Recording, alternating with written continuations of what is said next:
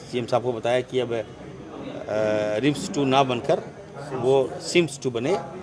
आदरणीय DCM गुरु जिसने राज्य दिया, एशिया का सबसे बड़ा हॉस्पिटल गुरु जी के नाम से होगा।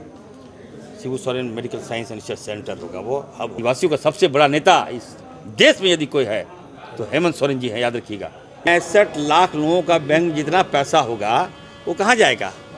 लोग जान चली गई, वज्रपात हुआ, लोग मर गए, कोई पानी में डूब गया, किसान का फसल नष्ट हो गया। ऐसे देखिए विपक्ष क्या करता है नहीं करता है, आई डैम केयर।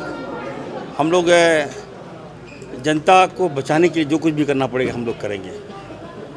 बिहार में SIR लागू कर दिया है जिससे लोगों में भारी आक्रोश है, जनता में आक्रोश है, और ख़ास करके हमारे जो मुस्लिम समाज है उनका वोट काट दिया है, दलित का वोट काट दिया है, आदिवासियों को आपने छांट दिया है। और 65 करोड़ बताइए मतदाताओं को आप छांट दीजिएगा। 65 लाख आप कैसे छांट सकते हैं? उनका राइट है, उनका हक है। अब बताइए, वोटर लिस्ट से नाम काट दिया आपने, आधार कार्ड से नाम काट दिया, तो स्वतः आपका बैंक अकाउंट क्लोज्ड। अब 65 लाख लोगों का बैंक जितना पैसा होगा वो कहाँ जाएगा? ये चिंता का विषय है। लोग जान नहीं चाह रहे। अभी हम लोग बता रहे हैं लोगों को। अब तो लोग पैसा निकालना स्टार्ट कर दिए हैं। मरे भी नहीं है, नाम काट दिया। बाहर गए, नाम काट दिया। पैसा क्या होगा? पैसा भी ले लीजिएगा क्या? हमें लगता है, हमें अंदेशा है कि ये सारा पैसा अदानी के अकाउंट में या अंबानी के अकाउंट में जाएगा। बड़ी साजिश है, और वो लोग माला माल हो जाएंगे। हम इस साजिश का पर्दाफाश करेंगे। राहुल जी ने छेड़ दिया है, आगाज कर दिया है राहुल गांधी जी। अब हम लोग भी साथ देंगे, जनता को बताएंगे। बिहार के बाद हो सकता है झारखंड में प्रवेश करेगा। झारखंड में तो कह रहे बाबूलाल की यहाँ भी होगा, पूरे देश में होगा। नहीं, देखिए बाबूलाल जी की बातों को उतना हमको सीरियस नहीं लेते हैं, हल्के में लेते हैं। और आज आपने देखा होगा नेता प्रतिपक्ष है, हल्के में लेते हैं। आप तो पहले हमारे साथ थे ना, हमारा सारा आप विभेद ले लिए चले गए भाजपा में, क्या होगा उससे? मैं तो कह रहा था आप हमारे साथ सेकुलर हो जाते हैं और उधर आप नकली से ये हो जाते हैं क्या? तो आज के देखिए आज इतना गंभीर डिबेट हुआ, आपदा विभाग, इमरजेंसी कहते हैं जिसको। उसी पे मेरा सवाल था। अब बताइए, मैं कहना चाहता हूँ, हम लोग डिबेट करना चाहते हैं। हमारी सरकार ने मुद्दा लाया, ये महामारी देखिए, ये बारिश में कितने लोगों का घर गिर गया, कितने लोग जान चली गई, वज्रपात हुआ, लोग मर गए, कोई पानी में डूब गया, किसान का फसल नष्ट हो गया।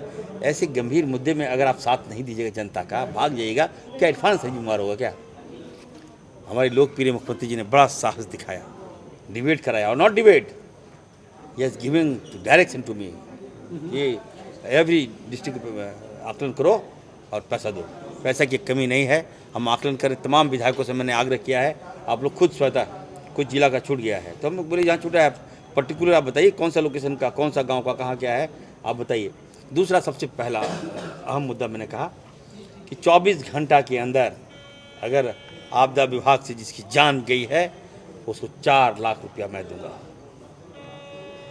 2 साल नहीं होगा, एकदम 24 घंटा डूबने से, आपदा में जो लोग मारे गए, ठीक है, रोड एक्सीडेंट 24 घंटा, कोई दिक्कत नहीं होगा आपको। मैं हूँ यहाँ गेट। और सबसे बड़ी दूसरी बात यह है कि SMS का अलर्ट हम कराते थे कि अगर मान लीजिए कहीं बारिश होना है, ठनका आना है, आंधी आना, तूफान आना है, तो आधा घंटे में मान लीजिए SMS की अलर्ट, कुछ लोगों के पास मैसेज चला गया, कुछ लोगों के पास मैसेज नहीं गया, तो वो तो अलर्ट नहीं हुए, ठनका हुआ, लोग मर गए। तो अब हमने उस प्रक्रिया को नया टेक्नोलॉजी लाए हैं।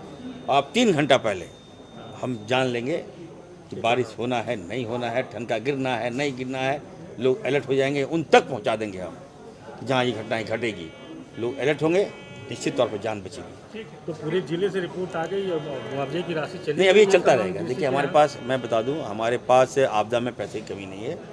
लगभग 5400 करोड़ रुपया है हमारे पास, और जैसे जैसे हमारे पास आवेदन आते रहेंगे, आकलन का रिपोर्ट आता रहेगा, हम पेमेंट करेंगे।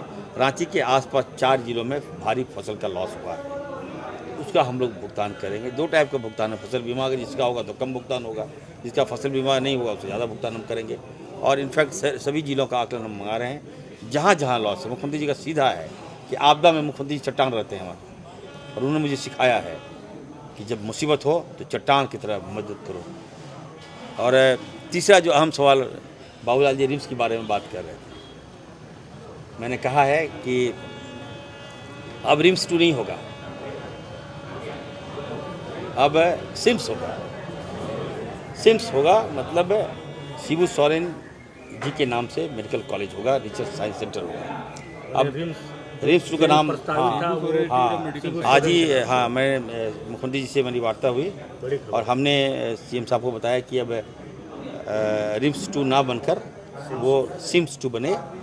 आदरणीय DCM गुरु जिसने राज्य दिया, एशिया का सबसे बड़ा हॉस्पिटल गुरु जी के नाम से होगा, Shibu Soren medical science and research centre होगा, वो हब होगा। तो ये फैसला हुआ है। तो हम चाहते हैं कि लोगों का इलाज हो। आपदा में हल्ला कर रहे थे बाबूलाल जी, भाग गए। अब बोले कि इतना लोगों की जान चली गई तो जान बचेगा कहाँ? हॉस्पिटल में जान बचेगा तो हॉस्पिटल बनने दीजिएगा कि नहीं बनने दीजिएगा? हर जगह गंदी राजनीति के लोग करता है लोग। आदिवासियों का सबसे बड़ा नेता इस देश में यदि कोई है तो हेमंत सोरेन जी हैं, याद रखिएगा। ये बाबूलाल जी तो ये लोग छोटे छोटे हैं लोग, ये तो आज भाजपा में है, कल हमारे साथ होंगे बाबूलाल जी, तो उनको नेता थोड़े मान लेगा लोग। देश के नेता हैं हेमंत सोरेन जी और आदिवासियों के सबसे बड़ा नेता है हेमंत सोरेन जी। जो कहेंगे वही होगा। धन्यवाद।